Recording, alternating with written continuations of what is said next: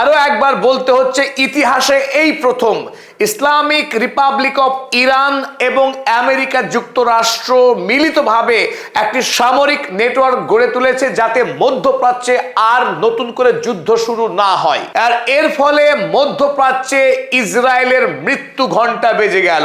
যে আমেরিকা এই ইসরায়েলকে এতদিন সযত্নে লালন পালন করে আসছিল গোটা মধ্যপ্রাচ্যে তার আধিপত্য ধরে রাখবার জন্য, সেই আমেরিকা ইউ টার্ন মেরে নতুন করে এতদিনের শত্রু, চিরশত্রু ইরানের সঙ্গে সামরিক আতাত গড়ে তোলার মধ্য দিয়ে মধ্যপ্রাচ্যে তার টলয়মান আধিপত্যকে নতুন করে বিস্তার করবার স্বপ্ন বুনছে আমেরিকা। আর এই খবর খোদ জানিয়েছেন আমেরিকার ভাইস প্রেসিডেন্ট জেডি ভ্যান্স।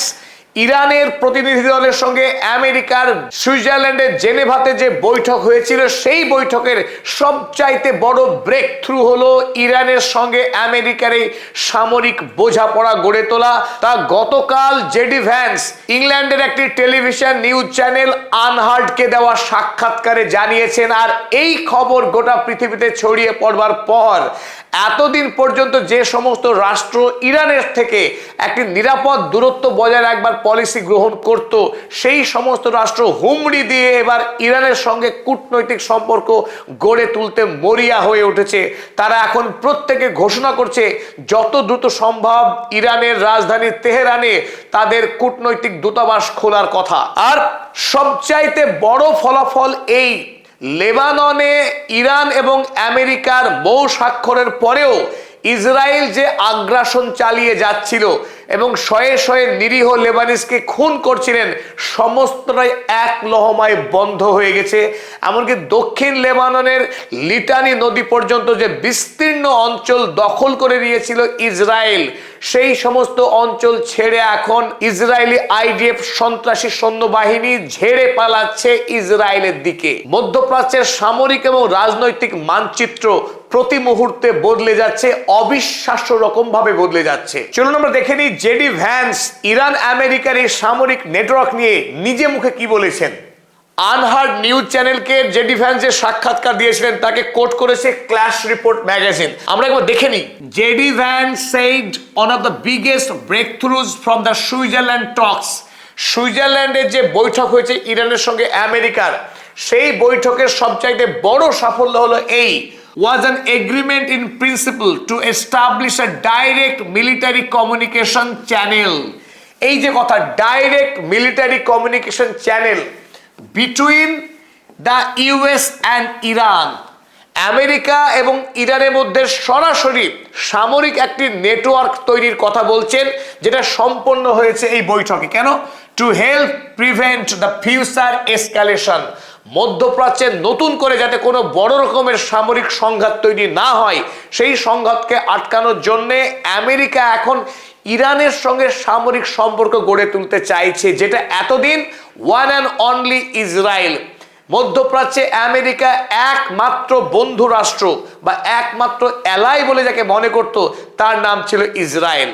বাকি মধ্যপ্রাচ্যের বাকি মুসলিম দেশগুলোকে শোষণ করবার জন্য সেখানে সামরিক ঘাঁটি রেখে তাদেরকে ভয় দেখিয়ে সেই সমস্ত রাষ্ট্রের থেকে বিপুল পরিমাণে তেল এবং অর্থনৈতিক সুবিধা ভোগ করত আমেরিকা।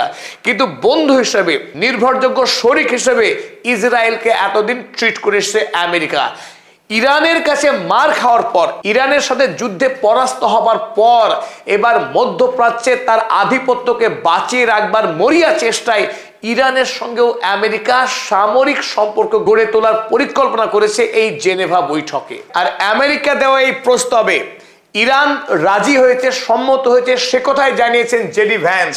জেডি ভ্যান্স ইরানের কর্তৃপক্ষকে কোট করে বলেছেন, they were like, okay, fine, we will send somebody from the IRGC to go hang out in Doha with somebody from the CENTCOM। অর্থাৎ ইরান জানিয়েছে যে ইরানের IRGC কোনো একজন সদস্য সেন্টকমের পাঠানো কোনো দূতের সঙ্গে কাতারের রাজধানী দোহাতে একটা বৈঠক করে নিজেদের মধ্যে এই নেটওয়ার্ক তৈরি করবে। and that is how we are going to settle a lot of these disputes। এবং এইভাবেই, অর্থাৎ ইরানের সঙ্গে এই আতাত গড়ে তোলার মধ্য দিয়েই মধ্যপ্রাচ্যে আমরা অসংখ্য ঝামেলাকে মিটমাট করতে যাচ্ছি।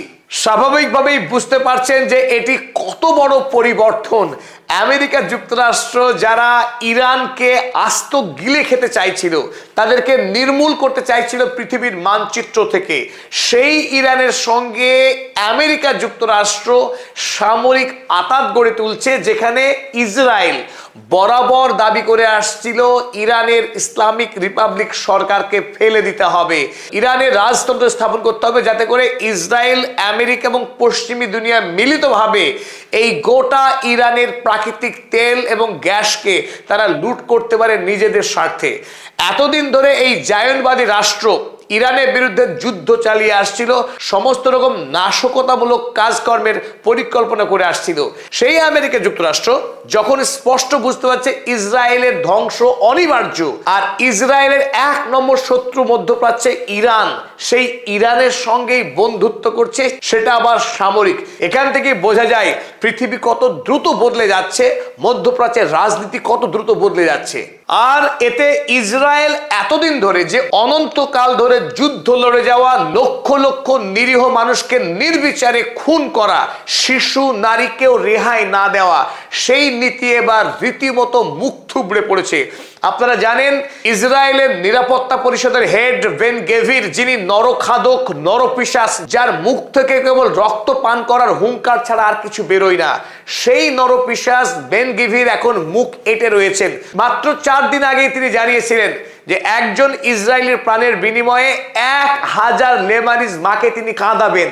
তার মানে একের বিনিময়ে 1000 লেবানিজকে তিনি খুন করার হুমকি দিয়েছিলেন। এবং ইসরায়েলের প্রতিরক্ষা মন্ত্রী কার্টস বলেছিল লেবাননের যে অংশ তারা দখল করেছে 1 ইঞ্চি জমিও নাকি তারা ছাড়বে না।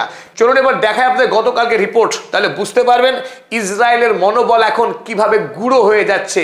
কারণ আমেরিকা এই মুহূর্তে ইরানের সঙ্গে সামরিক জোট করার ফলে ইসরায়েল যে খুব শীঘ্রই আগুনের মুখে পড়তে চলেছে তা তারা ইতিমধ্যে খবর পেয়ে গেছে। দেখুন কদিন আগেই এমনকি আমেরিকার সঙ্গে যে ইরানের মৌ স্বাক্ষর হলো, সেদিনও পর্যন্ত এই লেবাননের যে লিটানি নদী, এই অঞ্চল পুরোটা দখল করে রেখেছিল ইসরায়েল।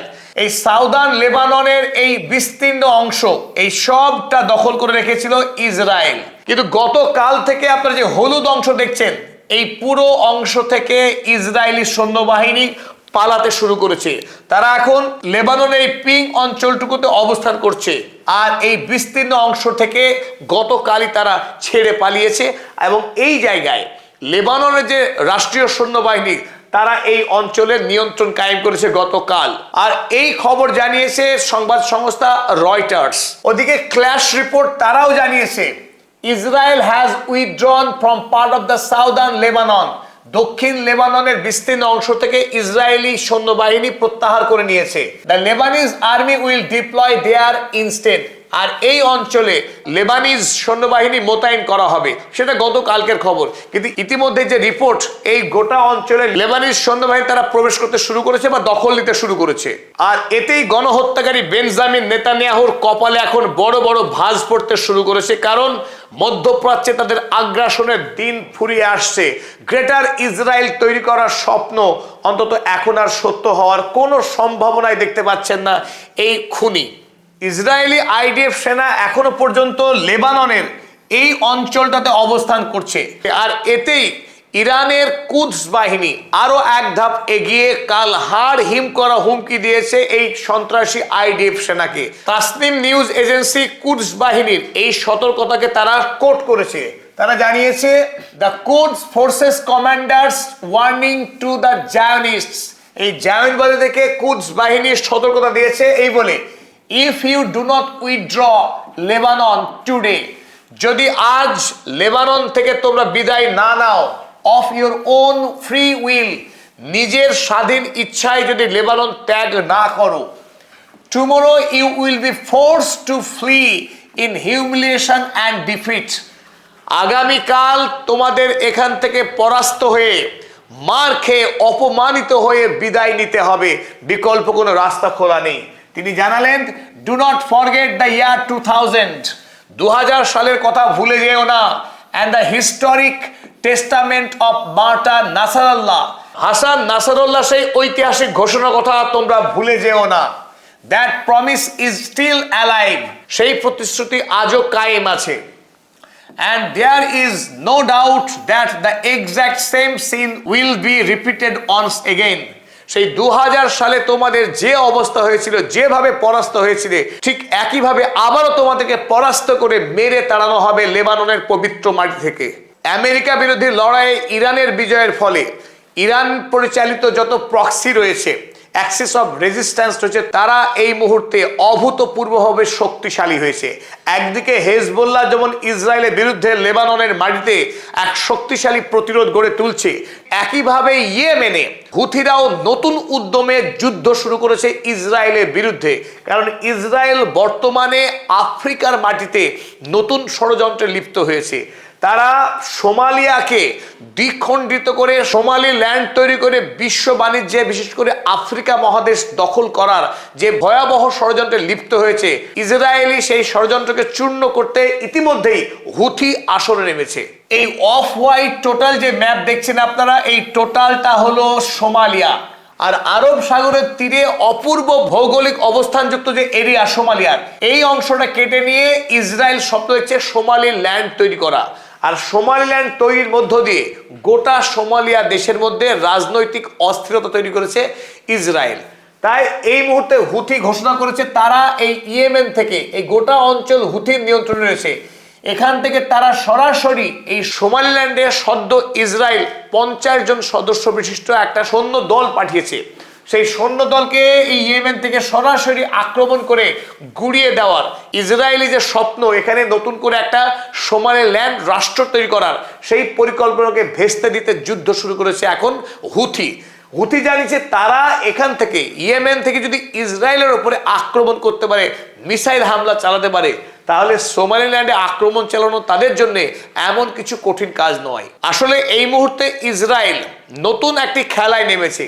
তারা এই লোহিত সাগরে ঢোকার যে পথ বাবাল মান্দাব, এই বাবাল মান্দাব এটা একটা ক্রিটিক্যাল ওয়াটারওয়ে। ঠিক যেমন হরমুজ আরব সাগর থেকে পারস্য উপসাগরে ঢোকার যে মুখ, ঠিক লোহিত সাগরে প্রবেশ করবার জন্য এই বাবাল মান্দাব অত্যন্ত গুরুত্বপূর্ণ একটা ওয়াটারওয়ে, যার নিয়ন্ত্রণ রয়েছে হুথির হাতে। পরোক্ষভাবে অ্যাক্সিস অফ রেজিস্ট্যান্সের দখলে রয়েছে, ইরানের দখলে রয়েছে।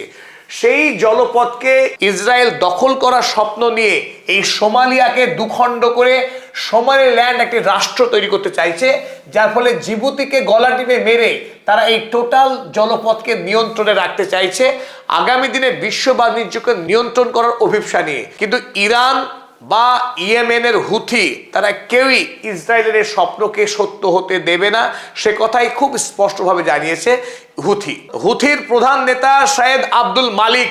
তিনি ভিডিও ফুটেজ রিলিজ করে জানিয়েছেন we will not hesitate to target any Israeli activity in Somaliland.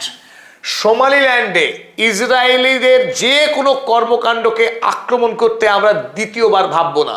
whenever the opportunity arises, যখনই সুযোগ আসবে তখনই আমরা আক্রমণ করব এবং ইসরায়েলকে শিক্ষা দেব। আর যখন আমেরিকা, পৃথিবীর সব থেকে ধনী দেশ, শক্তিশালী দেশ, সে ইরানের কাছে এসে মাথা নত করে আত্মসমর্পণ করে, তখন পৃথিবীর আর কোনো রাষ্ট্র আছে যে ইরানের সামনে মাথা উঁচু করে দাঁড়াতে পারে? আমরা তার উজ্জ্বল নমুনা দেখলাম দুটি রাষ্ট্রের ক্ষেত্রে।